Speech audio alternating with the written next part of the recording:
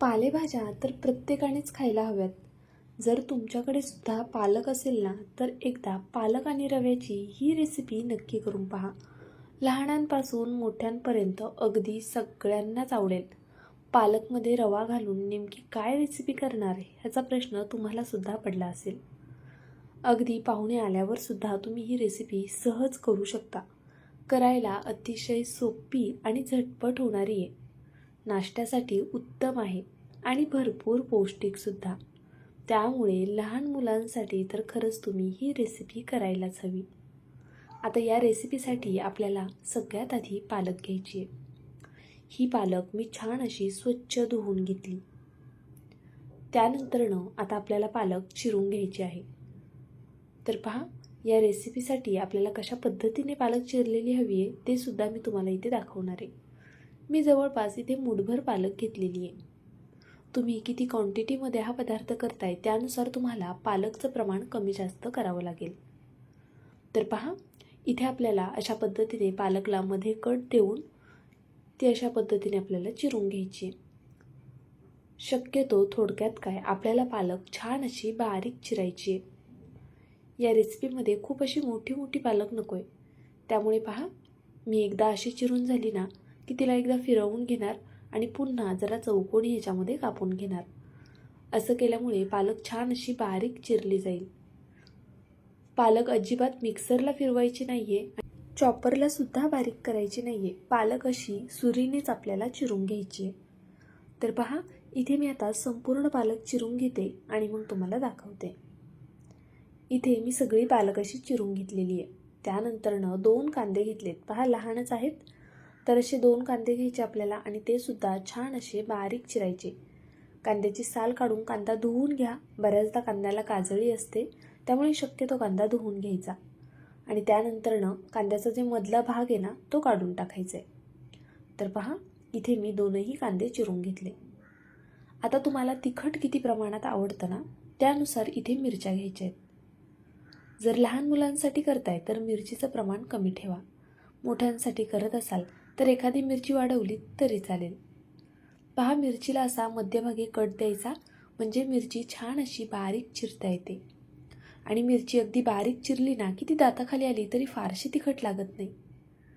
तर इथे मी संपूर्ण मिरची अगदी याच पद्धतीने चिरून घेणार आहे. आता मिरची हवं तर तुम्ही मिक्सरला ऑन ऑफ मोडवर फिरवलीत तरी चालेल, किंवा एका मिरचीचे फक्त 2 भाग करून खाताना ती निवडून काढलीत तरीसुद्धा चालणार आहे. एक मी लहान आकाराचा टोमॅटो घेतला. आता हा टोमॅटोसुद्धा आपण छान बारीक चिरून घेऊया. पहा, आपल्या व्हिडिओमध्ये ना मी भरपूर अशा वेगवेगळ्या टिप देत असते, त्यामुळे व्हिडिओ नक्की शेवटपर्यंत पाहत जा. आणि रेसिपीज आवडत असतील ना तर नक्कीच व्हिडिओला एक लाईक करत जा आणि नवीन असाल तर सबस्क्राईबसुद्धा करून घ्या. इथे मी टोमॅटोसुद्धा अशा पद्धतीने कट केला आहे. मी संपूर्ण 1 टोमॅटो इथे वापरलेला आहे. तर चला आता गॅसकडे वळूया. आपल्याला पहा, 3 जणांसाठी हा नाश्ता करायचा आहे. तर शक्यतो बऱ्याच जणींचा प्रॉब्लेम असतो की रव्याचा अंदाज येत नाही. तर अशा पद्धतीने रवा घालून घ्यायचा 3 जणांसाठीचा, म्हणून मी 3 ठिकाणी असा रवा घेतला आणि वरती थोडा एक्स्ट्राचा असावा म्हणून अजून 1 जणाचा ॲड केला. तर तुम्ही सुद्धा अशाप्रमाणे अंदाज ठरवू शकता की रवा तुम्हाला किती क्वांटिटीमध्ये हवा आहे. तर पहा, आता हा रवा आपल्याला अगदी बारीक गॅसवरती छान असा भाजून घ्यायचा आहे. त्याचा रंग बदलेपर्यंत नाही भाजायचं आहे बरं का. हलकासा असा त्याचा रंग चेंज झाला ना की मग आपल्याला हा रवा काढून घ्यायचा आहे. खूप जास्त डार्क रंगावरती भाजू नका. या रेसिपीसाठी आपल्याला खूप डार्क रंगावरती रवा भाजायचा नाही आहे, पण हा रवा बारीक गॅसवर मात्र आवर्जून भाजा. तर आता इथे एका प्लेटमध्ये मी हा संपूर्ण रवा काढून घेतला. पहा, आता याच सेम कढईमध्ये ना आपल्याला पुढची कृती करून घ्यायची आहे. आता कढईमध्ये सगळ्यात आधी तेल घालूया. तेल तुम्ही तुमच्या आवडीनुसार कमी जास्त करू शकता, पण शक्यतो या रेसिपीसाठी आहे ना तेल थोडंसं जास्तीचं घालायचं, म्हणजे ही रेसिपी खायला छान लागते. इथे मी जवळपास 2 पळ्या इतपत तेल घातलं. त्यानंतरनं मोहरी घातली. मोहरी छान अशी तडतडून द्यायची. त्यानंतरनं कढीपत्त्याची पानं घालायची. आता कढीपत्तासुद्धा छान तडतडला की यामध्ये बारीक कट केलेली हिरवी मिरची घालायची आणि हे सर्व परतवून घ्यायचं. तुम्हाला हवं असल्यास तुम्ही जिरं वापरू शकता, पण मला या रेसिपीमध्ये जिऱ्याचा फ्लेवर आवडत नाही म्हणून मी स्किप केले. तर पहा आता इथे मी उडदाची डाळ घातलेली आहे. 1 चमचाभर उडदाची डाळ ना आवर्जून घाला. आवडत असल्यास शेंगदाणेसुद्धा इथे तळून घेऊ शकता. मी आता इथे उडदाची डाळ छान अशी भाजून घेणार आहे. त्यानंतर यामध्ये बारीक कट केलेला कांदा घालायचा आहे की नाही करायला अतिशय सोपी रेसिपी. फार काही याला साहित्य लागत नाही, पण खायला छान होतेच, काहीतरी वेगळे पण आहे आणि त्याचबरोबर ही रेसिपी खूप जास्त पौष्टिकसुद्धा आहे लहान मुलांसाठी. तर पहा, कांदा आपल्याला ट्रान्सपरंट होईपर्यंत परतवून घ्यायचा आहे. कांदा छान असा ट्रान्सपरंट झाला की त्यानंतरनं यामध्ये टोमॅटो ॲड करायचा आहे. तर पहा, जो कट करून ठेवलेला टोमॅटो होता तो मी यामध्ये घालून घेतला. तुम्ही हवं तर टोमॅटो अजून जास्त बारीक चिरलात तरी चालेल किंवा अजून मोठा मोठा चिरलात तरी चालेल. आता इथे मी चवीनुसार कांदा आणि टोमॅटो पुरतं मीठ घातलं, म्हणजे मग कांदा टोमॅटो लवकर शिजायला मदत होते. मीठ घातल्यावरती टोमॅटो खूप लवकर मऊ पडतो.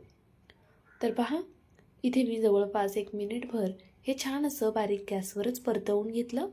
त्यानंतर आपण जी पालक कट करून ठेवली होती ना ती घालूया आणि आता ही पालकसुद्धा छान अशी परतवून घ्यायची आहे. तर पहा, इथे गॅसची फ्लेम मीडियम आहे. मीडियम फ्लेमवर आता मी हे सर्व परतवून घेणार आहे. तर इथे पालकसुद्धा आपली परतून झालेली आहे. त्यानंतरनं आपण जो भाजून ठेवलेला रवा होता तो यामध्ये घालून घ्यायचा. मी इथे संपूर्ण रवा या कढईमध्ये घालून घेतला. आता आपल्याला रवा पालक सगळं एकत्रित पुन्हा 1 मिनिटभर तरी परतवून घ्यायचे. त्यामुळे रव्याला पालकचा छान असा सुगंधसुद्धा लागला जातो आणि तो रवा खायलासुद्धा छान लागतो. तर पहा, इथे मी आता हे सर्व छान असं एकजीव करून घेते आहे.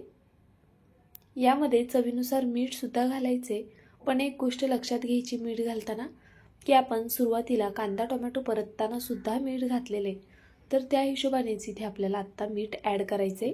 आणि आपण यामध्ये पालकचा वापर करतोय. पालक मुळात थोडीशी खारट असते, त्यामुळे आपण पालकसाठी मीठ नाही घालणार आहोत, फक्त रव्यापुरतं मीठ मी इथे घातलेले.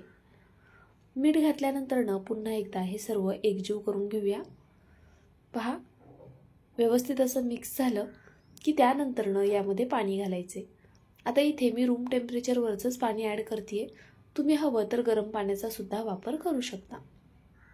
जितका तुम्ही रवा घेतला आहे ना त्याच्या दुप्पट पाणी घाला, परफेक्ट असा होऊन जाईल. तर पहा, इथे मी पाणी घालून घेतलं. आता त्यानंतरनं गॅसची फ्लेम मीडियमच ठेवायची आणि मीडियम फ्लेमवर झाकण ठेवून याला होऊन द्यायचे. एक गोष्ट लक्षात ठेवा, जेव्हा आपण पाणी घालतो ना तेव्हा रवा पटपट हलवून घ्यायचा, म्हणजे त्याच्या अजिबात गाठी होणार नाहीत.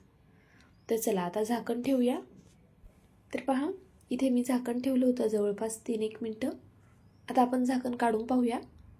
मस्त असा आपला हा उपमा तयार झालेला आहे. तुम्ही यापूर्वी कधी पालकचा उपमा केला आहे का? मला कमेंट बॉक्समध्ये नक्कीच कळवा. हा पालकचा उपमा खायला खूप छान लागतो, त्यामुळे नक्की एकदा ट्राय करा आणि हेल्दीसुद्धा आहे. तर पहा, मी इथे उपमा थोडासा पातळ केलेला आहे असा, म्हणजे मुलांना असा उपमा जास्त आवडतो. पण तुम्हाला हवं तर तुम्ही पाणी थोडं कमी घालून जो असा परफेक्टवाला उपमा असतो ना तसा करू शकता. आमच्या घरामध्ये शक्यतो असा पालकचा किंवा कोणताही साधा जरी आपण उपमा करतोय तर तो थोडासा असा मऊसूद असेल तर सगळ्यांना जास्त आवडतो. आता पहा, यामध्ये मी अर्ध्या लिंबाचा रस घातला आहे आणि हे सर्व पुन्हा एकदा मिक्स करून घेते. तुम्ही हवं असल्यास वरतून कोथिंबीरसुद्धा ॲड करू शकता. तर माझी आजची ही रेसिपी तुम्हाला कशी वाटली मला कमेंट करून नक्कीच कळवा. नवीन असाल तर जाता जाता सबस्क्राईब करायला विसरू नका. व्हिडिओला जर अजूनही लाईक केलं नसेल तर प्लीज व्हिडिओला एक लाईक नक्कीच करा. उद्या पुन्हा भेटूया अशाच एका छानशा रेसिपीसोबत. तोपर्यंत bye. Thank you so much for watching.